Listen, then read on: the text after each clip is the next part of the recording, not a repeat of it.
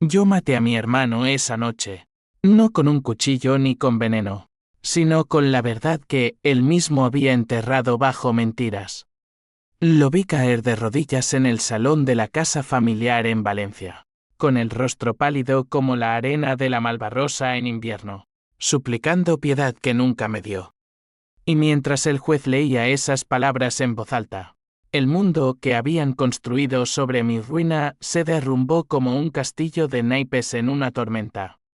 Pero empecemos por el principio, porque el odio no nace de la nada, se forja en el fuego de la traición, gota a gota, hasta que quema todo a su paso. Era una tarde de julio en Valencia, de esas que el sol te aplasta contra el asfalto como si quisiera recordarte que aquí, en esta ciudad de naranjos y mar, la vida puede ser tan dulce como amarga. Yo, Elena Vargas, acababa de cumplir 35 años. Había regresado de Madrid, donde trabajaba como abogada en un bufete de renombre, para cuidar a mi madre, Carmen, que se estaba muriendo de cáncer en los pulmones. La casa en el barrio del Carmen, esa vieja casona de piedra con balcones que daban a la Plaza de la Reina, era el último refugio de nuestra familia rota. O eso creía yo. Mi hermano mayor, Javier, siempre había sido el favorito. Alto, guapo, con esa sonrisa que desarmaba a cualquiera, como el sol que ilumina las fallas. Él se había quedado en Valencia, gestionando el negocio familiar, una cadena de olivareras en la huerta valenciana que papá había levantado con sudor y deudas. Mamá siempre decía que Javier era el pilar, el que cargaba con todo. Yo era la errante, la que se fue a la capital a perseguir sueños, como decían ellos con ese tono de reproche. Pero yo enviaba dinero cada mes, pagaba las facturas médicas de mamá sin quejarme, y volvía cada fin de semana para cambiarle las gasas y leerle poemas de Lorca hasta que se dormía. Aquella tarde, entré en la casa con una bolsa de naranjas frescas del mercado central, el olor cítrico impregnando el aire. Mamá estaba en su habitación, conectada a la bombona de oxígeno, su piel amarilla como pergamino viejo.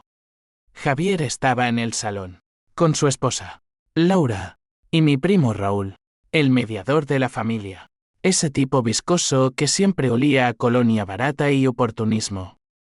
Me abrazaron como si nada, pero noté la tensión en el aire, espesa como la niebla del Guadalquivir en Sevilla, aunque estuviéramos a cientos de kilómetros. Elena, hija, siéntate, dijo mamá con voz ronca, desde el pasillo. Su tos la interrumpió, y yo corría por un vaso de agua. Cuando volví, Javier ya había desplegado los papeles sobre la mesa de caoba, esa que papá talló con sus propias manos antes de que un infarto se lo llevara 10 años atrás. Era el testamento, o lo que quedaba de él. Mamá lo había modificado en su lecho de muerte, o eso decían. Todo iba a Javier, la casa, las olivareras, las cuentas bancarias. A mí, nada. Un gesto simbólico, murmuró Raúl, con esa sonrisa falsa que me daban ganas de borrarle de un bofetón. Nada. Ni un euro, ni una parcela, ni siquiera el collar de perlas que mamá me prometió en mi primera comunión. ¿Qué coño es esto?, pregunté, mi voz temblando no de miedo, sino de esa rabia fría que te sube por la garganta como bilis. Javier se encogió de hombros, como si estuviera discutiendo el precio de un café en la horchatería Daniel. Es la voluntad de mamá, Elena. Ella quiere que la familia siga unida bajo un solo mando. Tú estás en Madrid, con tu carrera. No necesitas esto. Mamá asintió débilmente desde la puerta, pero sus ojos. Dios, sus ojos eran pozos de culpa. Intenté hablar, argumentar, pero Laura intervino con su voz melosa, esa que usaba para vender propiedades en la costa. Es lo justo, Elena. Javier se ha sacrificado por todos. Sacrificado. La palabra me golpeó como un puñetazo. ¿Sacrificios? Yo había renunciado a ascensos, a noches libres, a una vida propia, por ellos. Pero no grité. No entonces. Firmé los papeles con manos temblorosas, jurando en silencio que esto no acababa aquí. Al día siguiente, cuando mamá empeoró y la llevaron al hospital clínico, Javier me llamó para hablar. Vete, Elena. Mamá necesita paz. ¿Y tú? Tú solo traes problemas. La casa es mía ahora. Vende tus cosas y lárgate. Me expulsaron. De la casa donde nací, donde papá me enseñó a montar en bici por las calles empedradas del Carmen, donde mamá me peinaba las trenzas mientras cantábamos rancheras. Me dieron una caja con mis libros y ropa, como si fuera una sirvienta despedida. Afuera, la lluvia caía sobre Valencia como lágrimas de un cielo furioso, y yo me quedé parada en la plaza, empapada, mirando cómo la puerta se cerraba. Esa noche, en un hostal cutre cerca de la estación de tren, saqué el viejo maletín de papá. Entre sus papeles amarillentos, encontré algo que no debería estar ahí, un sobre sellado, con mi nombre en la letra temblorosa de mamá. Para cuando sea el momento, decía. Dentro, un contrato notarial de 2000 queens, firmado por papá antes de morir. Un acuerdo secreto que transfería el control mayoritario de las olivareras a mí, como recompensa por mi lealtad silenciosa. Javier lo había falsificado, o al menos ocultado. Y Raúl, ese cerdo, era el notario que lo había enterrado. El odio brotó entonces, puro y afilado como una navaja de Albacete. No era solo por el dinero. Era por la traición. Por el veneno que habían inyectado en nuestra sangre familiar. Juré que les haría pagar. No con violencia, sino con justicia. La mía. La que ellos me negaron. Los días siguientes fueron un infierno borroso. Me instalé en un piso compartido en Ruzafa, ese barrio bohemio lleno de grafitis y bares con tapas que queman la lengua, pero que ahora me sabía a ceniza. Llamé a mi bufete en Madrid. Pedí una excedencia indefinida. Asuntos familiares, dije, pero en realidad, estaba tejiendo mi re. Investigué a Javier, sus deudas ocultas con usureros de la huerta, sus afaires con Laura que no eran tan sólidos como fingía, las olivareras que estaban al borde de la quiebra por malas cosechas y malas decisiones. Raúl era más fácil. Un primo lejano, ambicioso, que había escalado en el colegio de notarios valencianos pisando cabezas. Encontré correos en el viejo ordenador de papá, pruebas de que él había manipulado el testamento original, borrando mi nombre con tinta digital. Mamá lo sabía todo, por eso su culpa, por eso su silencio. Pero ella se fue esa semana, en una habitación estéril del hospital, murmurando mi nombre como una oración rota. Perdóname, hija. No la perdoné. No entonces. La venganza no es un impulso, es un arte. Empecé pequeño, una llamada anónima a los acreedores de Javier, insinuando que las olivareras ocultaban activos. Vi cómo él sudaba en las reuniones familiares que espiaba desde lejos, su rostro envejecido de golpe, arrugas como surcos en la tierra seca. Laura empezó a quejarse en sus posts de Instagram, fotos falsas de felicidad en la playa de la Patacona, pero con filtros que no ocultaban las ojeras. Yo, meanwhile, me convertí en fantasma. Vestía de negro, bebía café solo en las tascas de la ciudad bella, observando. El primer golpe fue legal, presenté una demanda por falsificación de documentos, citando el contrato secreto. El juzgado de Valencia, en ese edificio neoclásico que huele a cera y secretos, programó la vista para dentro de 3 meses. Suficiente tiempo para que el miedo los carcomiera. Pero el odio crece, y con él, las dudas. ¿Valía la pena destruirlos por completo? Javier era mi sangre, al fin y al cabo. En las noches de insomnio, soñaba con papá. Su risa grave mientras asábamos paella en el patio, el humo subiendo como fantasmas. Despertaba con el corazón latiendo como un tambor de Semana Santa. Y la respuesta era siempre la misma, sí. Porque ellos me habían matado primero. No al cuerpo, sino al alma. El segundo mes de mi exilio autoimpuesto en Valencia fue como caminar por el Turia seco. Ese río fantasma que serpentea la ciudad como una cicatriz abierta. Cada paso me recordaba lo que había perdido. La sombra de la catedral donde mamá me bautizó. Los puestos de buñuelos en la plaza de la Virgen que olían a infancia robada. Yo me movía como una loba herida, acechando, planeando. El contrato de papá era mi arma, pero necesitaba munición. Y la encontré en las grietas de la familia, esas que siempre estuvieron ahí, ocultas bajo sonrisas y abrazos navideños. Recordé la primera traición, no la del testamento, sino la que la precedió. 10 años atrás, cuando papá murió, Javier y yo éramos aliados. Él, el heredero aparente, yo la estratega. Juntos, salvamos las olivareras de la quiebra, yo negociando con bancos en Madrid, él supervisando las cosechas en la huerta. Bebíamos vino de Requena hasta el amanecer, jurando lealtad eterna. Somos los Vargas, Elena. Nadie nos separa. Mentira. Todo cambió cuando Laura entró en escena.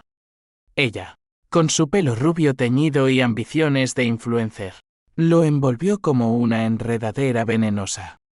Necesitas un socio de verdad, Javier. Alguien que se quede aquí, no una hermana voladora. Raúl fue el catalizador. Mi primo, con su oficina en el Ensanche, notario de pacotilla que coleccionaba relojes falsos y deudas reales. Él aconsejó a Javier diversificar, vender parte de las tierras a promotores inmobiliarios para construir urbanizaciones en la Albufera. Yo me opuse.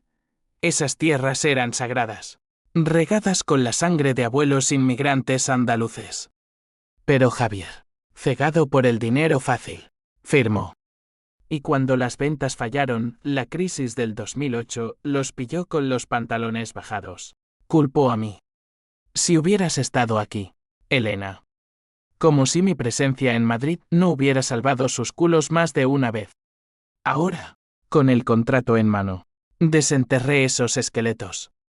Contraté a un detective privado, un tipo curtido llamado Paco, ex policía con cicatrices de la guerra civil que aún le quedaban de herencia familiar. Él hackeó ilegalmente. Pero ¿quién iba a juzgarme? Los servidores de la notaría de Raúl.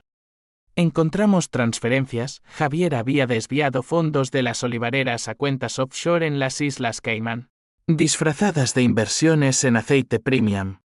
Cientos de miles de euros, suficientes para hundirlo en prisión por fraude fiscal. Pero no era solo dinero. Paco me trajo fotos. Javier en un motel de Benidorm con una secretaria veinteañera. Laura enterada y callando por el estatus. Y Raúl, Raúl, involucrado en un escándalo menor, había falsificado escrituras para un cliente corrupto. Un constructor de la Costa Blanca. Pequeño, pero jugoso. Lo usé para chantajearlo primero. Una llamada desde un teléfono desechable, celo del señor López. Raúl. Retira la demanda o tu licencia vuela por los aires. Su voz tembló al teléfono, como un niño pillado robando dulces. Elena, por Dios, somos familia. Javier no quería. Familia de escupí. La familia no te echa a la calle como a un perro sarnoso. Colgué, y sentí el primer as de poder. No era placer, era alivio, como soltar una piedra del pecho. Pero el precio vino rápido, insomnio. Pesadillas donde mamá me ahogaba en el mar de Valencia, sus manos huesudas tirando de mí hacia el fondo. Despertaba sudando, con el sabor salado de lágrimas que no sabía que había derramado. ¿Era esto venganza o autodestrucción? Me consolaba pensando en papá, en cómo él siempre dijo, la justicia no es ciega, Elena. Es selectiva. Mientras tanto, Javier se desmoronaba. Lo vi en el mercado de Colón, comprando jamón que no comía, su traje arrugado como su orgullo. Laura empezó a beber. Sus stories de Instagram llenos de copas de cava y hashtags vacíos como familia unida. Intentaron contactarme, mensajes de WhatsApp suplicantes. Hablemos, hermana. Fue un error. Los borré sin leerlos del todo. El odio me blindaba, pero en las grietas se colaba la duda. ¿Y si mamá realmente quería eso? ¿Y si yo era la egoísta? El clímax de ese mes llegó en la horchatería Santa Catalina. Un atardecer naranja sobre las torres de Serranos. Me senté en una mesa apartada, fingiendo leer El País, cuando Javier apareció. Solo, demacrado, con barba de 3 días. Se sentó sin pedir permiso, sus ojos rojos como tomates maduros. Elena, por favor. Mamá no estaba en sus cabales. El cáncer. Lo sabes. Vuelve a casa. Te daré una parte. Lo juro. Lo miré. Y por un segundo, vi al hermano de mi infancia, el que me defendía de los matones en el colegio. Pero el segundo pasó. Casa, repetí, sarcástica. ¿La que me robasteis? No, Javier. Ahora entenderás lo que es perderlo todo. Me levanté, dejando el vaso de horchata intacto, y salí a la calle donde los músicos tocaban pasodoble. Esa noche, envié las pruebas a la agencia tributaria. Anónimamente, por supuesto. Al día siguiente, los inspectores allanaron las oficinas de las olivareras. Javier llamó. Histérico, ¿eres tú? Maldita seas. Colgué, y por primera vez en meses, dormí como un ángel vengador. Pero el verdadero conflicto ardía dentro. Empecé a ver a un terapeuta, una mujer seca llamada Isabel, en un consultorio cerca del Oceanographic. El rencor es un veneno que bebes esperando que mate al otro, me dijo. Le contesté, entonces que me mate. Prefiero morir odiando que vivir perdonando. Ella anotó algo, y yo salí sintiéndome más sola que nunca. Belenchie, con sus fiestas y su luz mediterránea, se burlaba de mí. ¿Cómo podía esta ciudad de alegría albergar tanto dolor? Raúl cedió pronto. Me citó en su oficina. Un antro de muebles Luis XV falsos y olor a tabaco rancio. Sudaba profusamente, ofreciéndome un sobre con 50.000 euros. Para que lo olvides. Lo tiré a su cara. Billetes volando como confeti en las fallas. Quiero justicia, no limosna. Retira tu testimonio en el juicio, o te hundo. Asintió. Roto. Pero en sus ojos vi algo nuevo, miedo mezclado con piedad. Me contó entonces el secreto que mamá le había confesado en el lecho de muerte. No todo era como yo pensaba. Papá tenía un hijo ilegítimo, un bastardo de su juventud en Barcelona. Javier lo sabía, y por eso me había marginado para proteger el legado de sangre pura. El twist me golpeó como un mareo.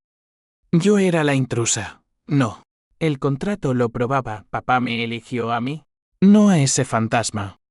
Salí de allí tambaleante, el mundo girando como las ruedas de la noria en la feria de marzo. La venganza se complicaba. Ahora no era solo contra ellos, sino contra el fantasma de un padre infiel. Pero seguí adelante. El juicio se acercaba, y con él, el clímax que cambiaría todo. El tercer mes fue el de la Toantín, ese periodo en que el odio se convierte en arquitectura, ladrillo a ladrillo, hasta formar una prisión de la que nadie escapa. Belenchie, con su pulso eterno, el rumor de las olas en la playa del Saler, el tañido de las campanas de la basílica, se convirtió en mi tablero de ajedrez. Cada movimiento calculado, cada pieza en su lugar. Javier, el rey expuesto. Laura, la reina voluble, Raúl, el alfil traidor. Y yo, la peón que había mutado en dama, invisible pero letal. Empecé por Laura. Ella era el eslabón débil, la que fingía lealtad pero anhelaba escape. Paco, mi detective, Me dio su debilidad, una adicción al juego online. Ruletas virtuales que devoraban sus ahorros secretos. La seguí una noche a un casino en el puerto. Ese laberinto de luces neón y humo de puros, donde los perdedores beben gin tonics para olvidar. La vi apostar, sus manos temblorosas sobre el tapete verde, perdiendo miles en una hora.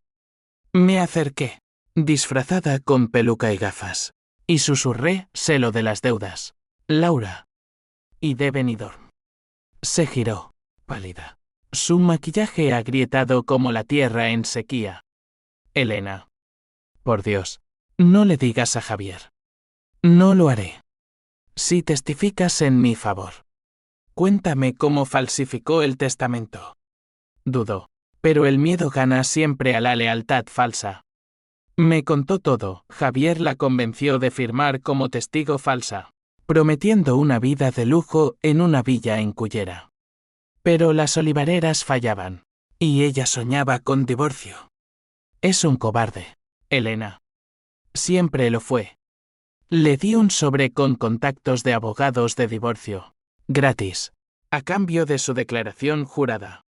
La semilla estaba plantada. Con Raúl, fui más dura.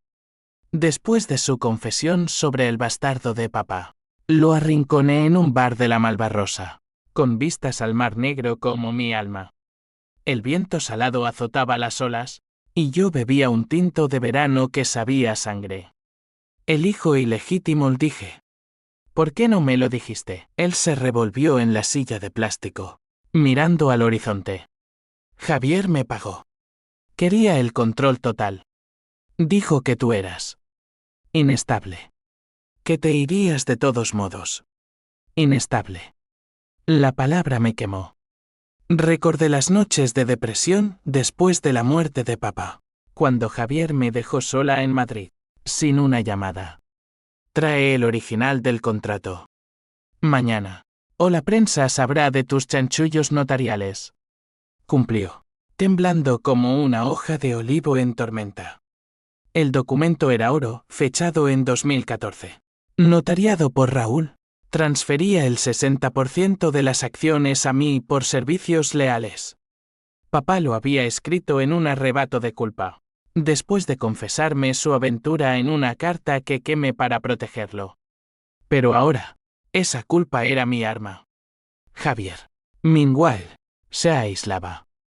Las inspecciones tributarias lo tenían acorralado.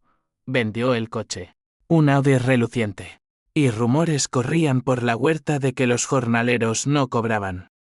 Lo confronté en las oficinas de las olivareras, un almacén polvoriento lleno de bidones de aceite que olían a traición. Él estaba firmando cheques rebotes, su corbata floja como su dignidad. Hermana, dijo, viéndome entrar como un espectro. ¿Qué quieres? ¿Todo? Tómate la puta empresa y déjame en paz. No es la empresa, Javier. Es el honor. El que pisoteaste cuando me echaste como a una mendiga. Se rió, amargo, y por un momento, vi lágrimas en sus ojos. Tú no entiendes. Mamá me obligó. Dijo que si no lo hacía, el bastardo vendría a reclamar. Papá lo dejó en su testamento real, un sobre aparte. Yo lo quemé para protegernos. El twist me heló. ¿El bastardo existía? ¿Y Javier lo había silenciado por nosotros? Mentira, le escupí. Solo protegías tu culo. Salí de allí con el corazón en llamas, pero la duda royéndome. Esa noche, busqué al hijo ilegítimo. Paco encontró pistas, un tal Miguel Torres, 45 años, viviendo en un pueblo de interior, Teruel, como maestro de escuela. Hijo de una amante de papá en los 80, durante un viaje de negocios. No sabía nada de su herencia. ¿Lo contactaba?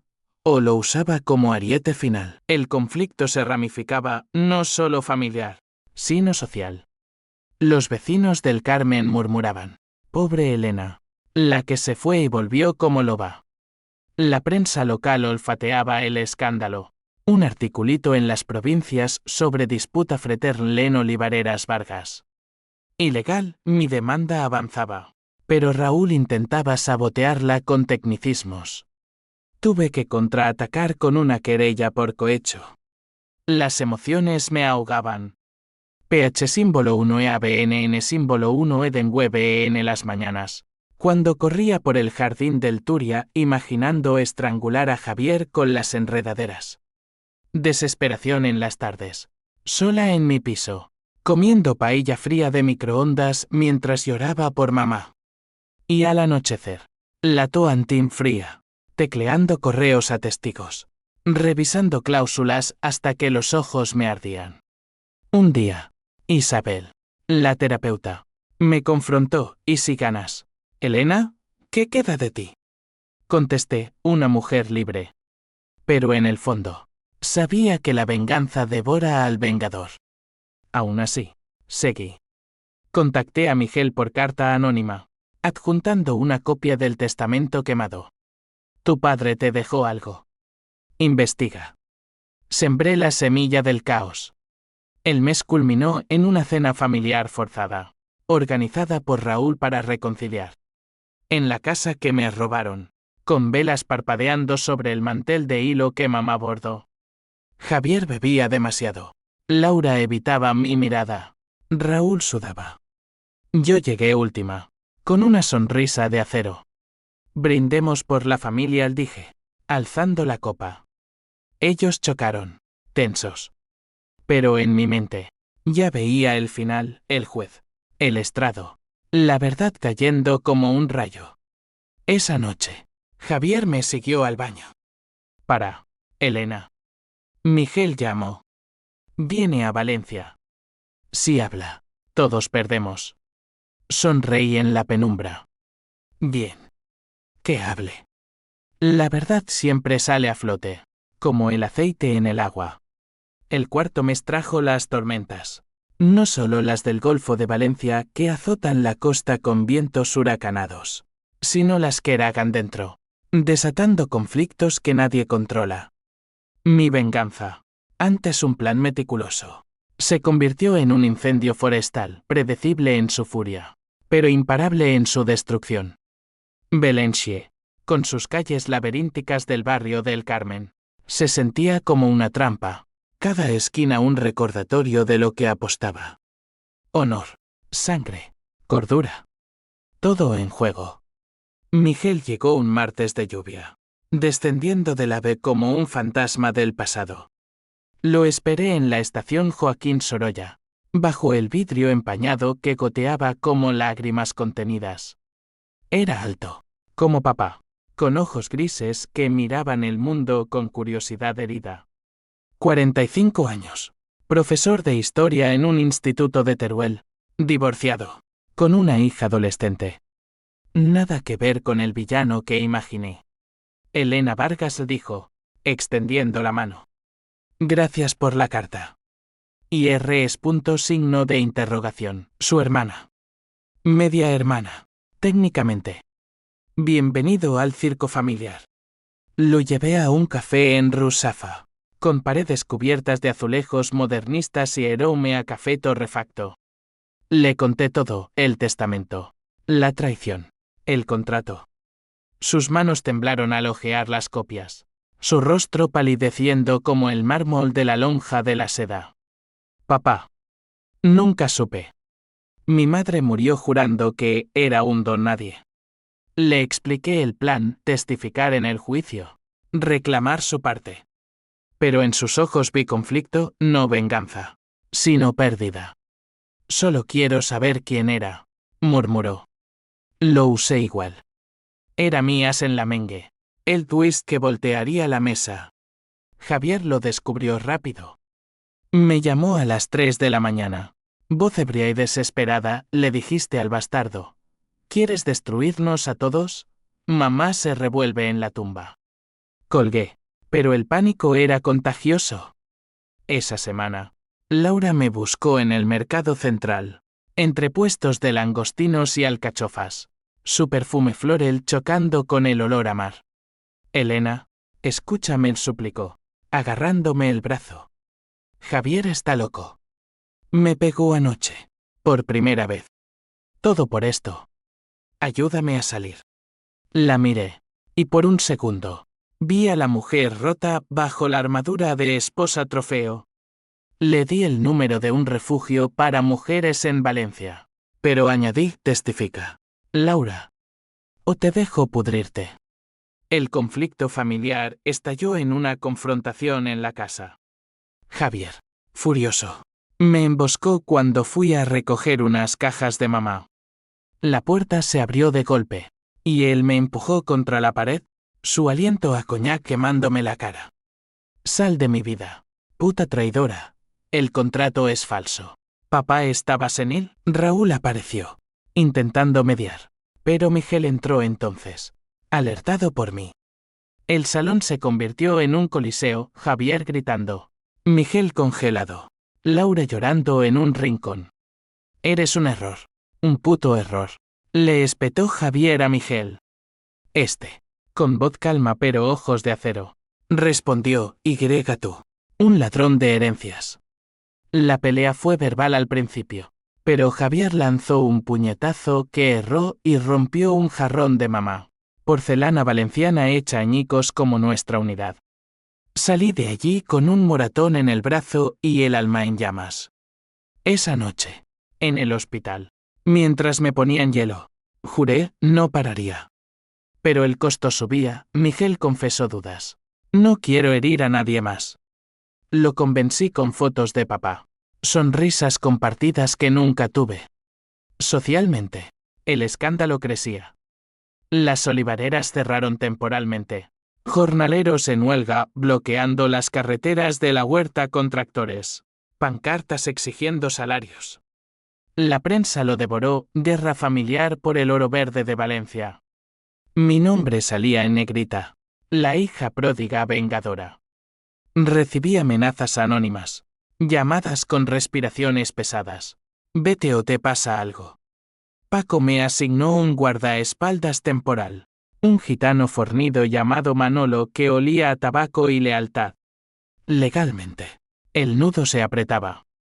Mi abogada, una fiera llamada Sofía de mi bufete madrileño, presentó pruebas irrefutables, peritajes forenses del contrato, declaraciones de Laura y Raúl bajo coacción, pero válidas. Javier contraatacó con un equipo de letrados caros, alegando enajenación mental de mamá. El juez, un hombre severo de 60 con toga que crujía como hojas secas, fijó la vista para la próxima semana. Las emociones me partían en dos. PH símbolo 1 e ABNN símbolo 1 Eden web pura cuando veía a Javier en las noticias, fingiendo victimismo. Desesperación en las sesiones con Isabel, donde admití, los odio, pero los echo de menos. H símbolo 1 ED1 y H símbolo 1 EADN asomaba, fugaz, al imaginar a mamá viéndonos desde el cielo. Su corazón roto multiplicado. Pero la Toantín prevalecía, envié a Miguel a ver a Javier. Una reunión tensa en un restaurante de paella en el Palmar, donde el arroz humeaba como nuestras pasiones. Negocia, le dije a Miguel. Él fue. Y volvió con moretones verbales, Javier lo llamó parásito, pero cedió un 10% de las acciones. No suficiente. El rechazo de Javier avivó mi fuego, filtré las fotos del motel a un tabloide local. Al día siguiente, Levante-LM publicaba El heredero infiel, secretos de Javier Vargas. Laura pidió el divorcio esa tarde, llevándose la mitad de sus bienes. El clímax se cernía. Pero un conflicto interno me frenó, soñé con papá. No como héroe, sino como el hombre débil que engendró un bastardo y lo abandonó. Valía la pena honrar su memoria si era falsa. Desperté llorando. Pero el amanecer trajo claridad, la venganza no era por él. Era por mí, por la Elena que me robaron. Belenche bullía, las fallas se acercaban, petardos estallando como mis nervios. El juicio era inminente. Y con él, la promesa de catarsis. O ruina total. El quinto mes culminó en el clímax. Ese momento en que el drama se condensa en un nudo gordiano que solo la verdad puede cortar. El juzgado de Valencia. En la Plaza de la Reina. Era un templo de justicia fría, columnas dóricas que susurraban ecos de inquisiciones pasadas. Bancos de madera pulida, donde pecadores como nosotros esperábamos el veredicto. Afuera, la lluvia torrencial convertía las calles en ríos, como si el cielo llorara por lo que estaba por venir. Yo entré con el corazón latiendo como un tambor de moros y cristianos, vestida de negro como una viuda de mi propia vida. El salón estaba lleno, periodistas con libretas ávidas, jornaleros de las olivareras con gorras raídas, vecinos del Carmen murmurando oraciones. Javier se sentó al frente, demacrado, con Laura ausente ya en un hotel con sus maletas y Raúl a su lado, testigo reacio. Miguel, Mías, ocupaba el banco de los demandantes. Su presencia un recordatorio silencioso del pecado original de papá. El juez, don Francisco Herrera, un valenciano puro con acento arrastrado y mirada de halcón, abrió la sesión golpeando el mazo. Caso Vargas contra Vargas. Procedan las alegaciones. Mi abogada Sofía, con traje, chaqueta impecable y voz como un látigo, presentó el contrato. Este documento, notariado en 2014, transfiere el control mayoritario a la demandante, Elena Vargas, por méritos propios. Su ocultación constituye fraude. Javier Letrado, un tiburón madrileño llamado Torres de Irónico, mismo apellido que Miguel, contraatacó falsificación. El testamento de doña Carmen es claro, todo el hijo primogénito. La tensión creció como la marea en la albufera. Testigos desfilaron, jornaleros jurando lealtad a mí por la hija que siempre ayudó. Un perito confirmando la autenticidad del contrato con tinta invisible bajo luz. Hubo un truco de papá para protegerlo. Raúl testificó. Voz quebrada, yo. Lo escondí por orden de Javier.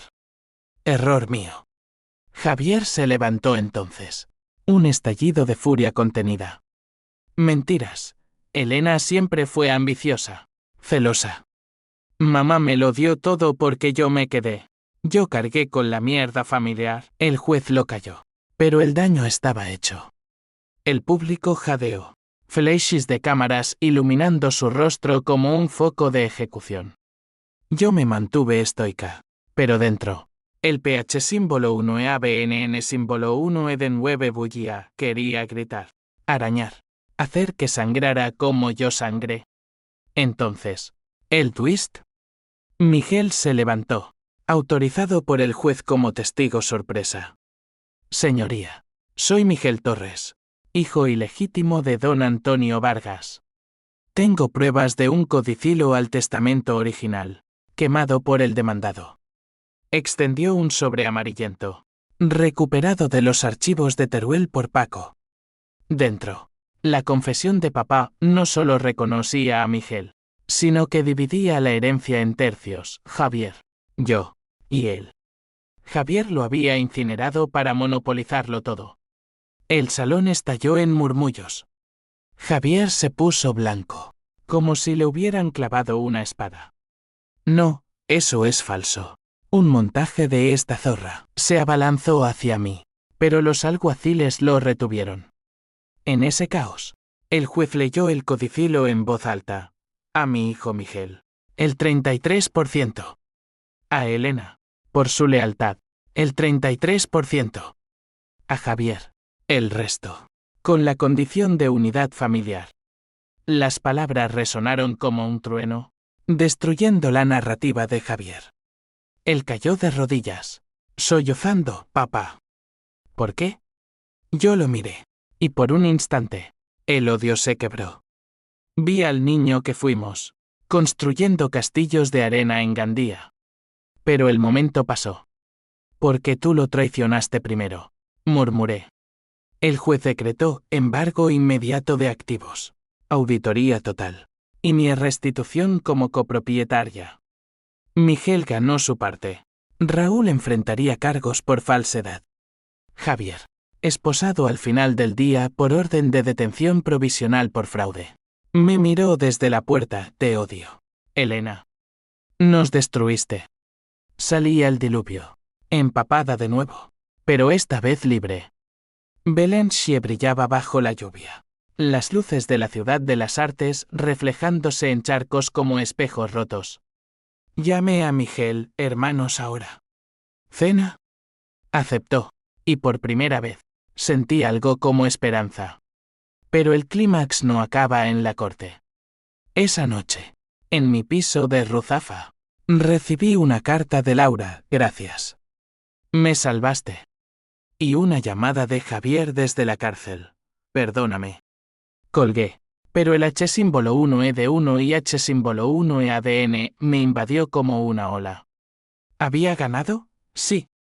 ¿A qué precio? Mi familia. Hecha trizas. El sexto mes fue el de las secuelas, cuando el polvo se asienta y ves las ruinas que dejaste atrás. Belenshie, emergiendo de la lluvia como una fénix herida, me recibió con una calma engañosa, naranjos floreciendo en la huerta, falleras ensayando en las plazas, el mar susurrando promesas de olvido en la playa de la Malvarrosa. Pero yo caminaba por sus calles con el peso de la victoria amarga, sabiendo que la venganza, como el aceite de oliva, deja un regusto eterno en la lengua. Javier salió en libertad condicional tras 2 semanas en la cárcel de Picassent, un agujero que huele a desesperación y sueños rotos. Lo vi en las noticias, más delgado, ojos hundidos, declarando a los micros, fue un error familiar. Reconstruiremos. Mentira. Las olivareras se dividieron, 1/3 mío, gestionado con Miguel como socio silencioso, 1/3 de Javier, hipotecado hasta las cejas, el resto, embargado para deudas. Los jornaleros volvieron, pero con salarios justos que yo impuse, recordándoles que la lealtad se paga con dignidad, no con promesas vacías. Raúl perdió su licencia notarial. Lo encontré en un bar de la Ciudad Bella, sirviendo cañas con manos temblorosas, su traje de Armani cambiado por un delantal manchado. Elena, murmuró al verme, lo siento. Fui débil. Le perdoné, no por él, sino por mamá, cuya culpa ahora entendía, ella sabía del bastardo, y cayó para proteger a Javier, su niño dorado. Ve y reconstruye, le dije. Salió, y por un segundo, Belenshie pareció menos hostil. Laura se divorció rápido, llevándose una pensión generosa que negocié yo de un gesto de misericordia, o quizás de control. Ahora vive en Alicante, vendiendo propiedades en la costa, libre de las sombras Vargas. Me escribe postales, gracias por abrirme los ojos. Leo. Y siento un pinchazo, ¿fui salvadora o verdugo? Miguel se integró despacio. Pasamos domingos en la Albufera, remando en barca entre juncos, comiendo paella de anguila que quema el alma y el paladar. Es callado, sabio, con historias de Teruel que llenan los silencios. Papá era un cabrón encantador, dice riendo. Yo asiento, y por primera vez, hablamos de perdón. No para Javier, sino para nosotros. Su hija, una adolescente rebelde llamada Alba, me llama tía Elena, y en sus ojos veo el futuro que papá nos robó a todos. Pero las consecuencias fueron una cadena. Javier intentó suicidio una noche, bebiendo somníferos en su piso vacío de la huerta. Lo salvaron en el Hospital de la Fe, y yo visité su habitación. Un cubículo blanco donde el pitido de los monitores marcaba el ritmo de su derrota. Yacía pálido, tubos en los brazos, mirándome con odio diluido en arrepentimiento. ¿Por qué no paraste?, susurró. Porque tú no paraste conmigo. Pero Javier, aún eres mi hermano. Lloró entonces, sollozos que sacudían la cama como terremotos. Perdóname, Elena. Era miedo. Miedo a perderlo todo. Lo abracé, torpe, oliendo a desinfectante y redención. No lo perdone del todo, el rencor es cicatriz. No desaparece, pero solté la cuerda. Salí al pasillo, donde Miguel esperaba, y juntos caminamos bajo el sol de primavera, Belenche desplegando sus alas. Yo cambié. Volví al bufete en Madrid, pero con un nuevo caso: defender a familias traicionadas en herencias. Isabel, la terapeuta, sonrió en nuestra última sesión. Has bebido el veneno, pero sobreviviste. Tenía razón. El odio me forjó, pero el perdón tardío, incompleto, me liberó. Ahora, en las noches de Valencia, cuando visito la tumba de mamá en el cementerio de la Fuensanta, con cipreses que susurran secretos al viento, le hablo. Ganamos, mamá. Pero perdimos más. El mar cercano ruge aprobación. Y yo sonrío, sabiendo que la vida, como esta ciudad de fuego y agua, renace de las cenizas. La venganza terminó, pero la historia no. Porque en el fondo, todos pagamos con lágrimas, con tiempo, con pedazos de alma. Y en Valencia, bajo los naranjos eternos, aprendí que la verdadera justicia no es destruir, sino reconstruir sobre las ruinas. Con cicatrices, sí, pero de pie.